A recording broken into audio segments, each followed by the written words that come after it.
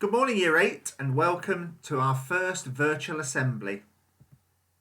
Can I start by saying a huge well done and thank you for following the guidance given by the government with regards to staying at home and in so doing protecting the NHS and saving lives.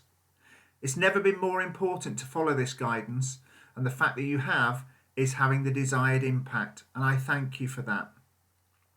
Can I also thank you on behalf of your teachers for all of the work you've done so far. They're reporting to me that you're engaging really well and providing work for them to mark and send back to you. Keep that going, and together we can help you to continue your learning journey through this difficult period. The theme of the assembly today is On This Day. And on this day, on the 31st of March, I thought I'd focus on the Eiffel Tower. Because on this day in 1889, the Eiffel Tower opened. The Eiffel Tower was built as the entrance to the Paris World's Fair, which took place in 1889. At 312 metres, it was the highest man-made structure at the time that it opened. The Eiffel Tower contains 2.5 million rivets and 18,000 individual iron parts. And the structure receives 2.7 million visitors each year. For Paris and for France as a whole, it's one of their leading, if not the leading, tourist centre.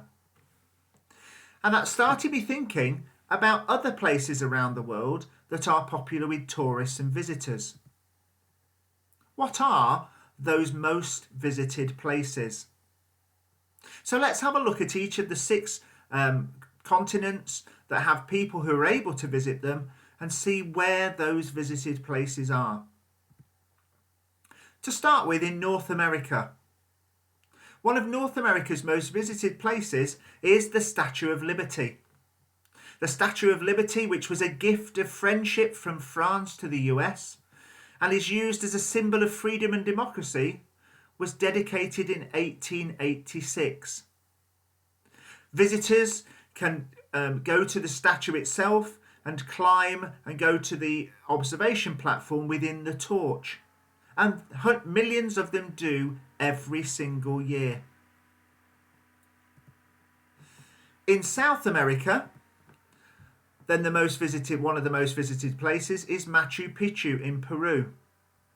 Machu Picchu was a citadel or a fortified town built in the 15th century. And it was built on top of a mountain ridge 2,500 metres up and constructed as an estate for an Inca emperor. Today, people travel to Machu Picchu to visit the town and to trek through the Andes Mountains. And so popular and so busy is the route that there are limited numbers allowed, and you have to sign in and sign out when you make the journey.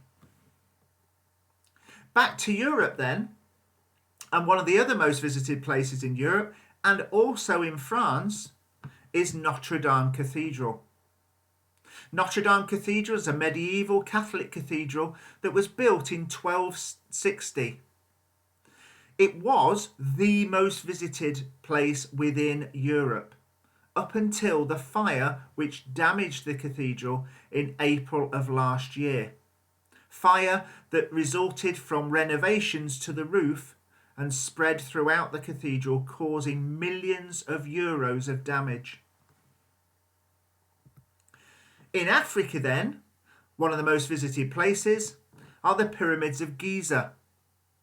The 3 pyramids, which were built as burial complexes over 4,500 years ago, have a height of 147 metres, and the pyramids contain 2.3 million stone blocks, each block approximately 2 tons in weight.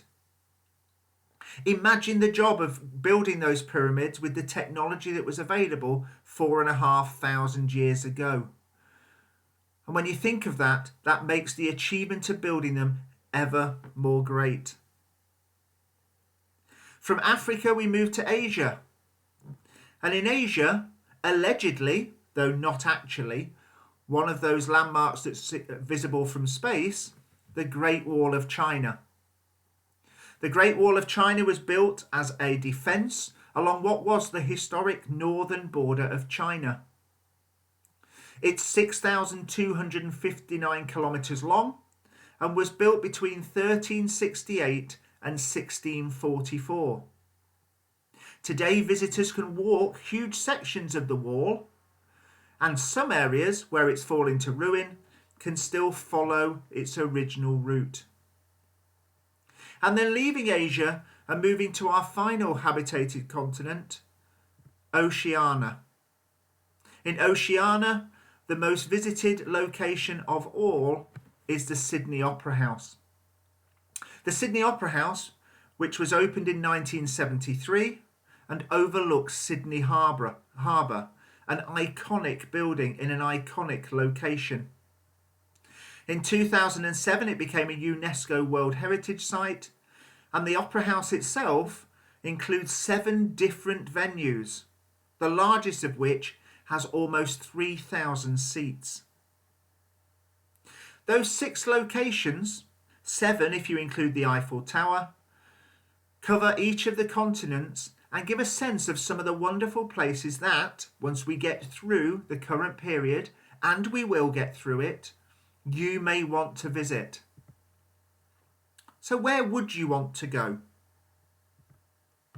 What's important as we go through this period is that we make every day count, that you think about the future to come, and that you can set yourself challenges and aspirations that you want to achieve once we're able to freely move again. The key thing is to seize those opportunities which are available to you either through school or at home, opportunities which are the key elements of a life well lived, opportunities which will allow you to enjoy our wonderful world, to see incredible sights, and to make the most of the time that you have. Make sure that you stay engaged, stay safe, and stay well over the next few weeks, and ensure that you look after yourselves and your loved ones day in, day out, with no excuses. It's never been more important to look after the people around you and to make sure that you are staying safe and taking care in order to stay at home, protect the NHS, and help to save lives. I'll speak to you again with another assembly soon, and just want to say take care and stay safe.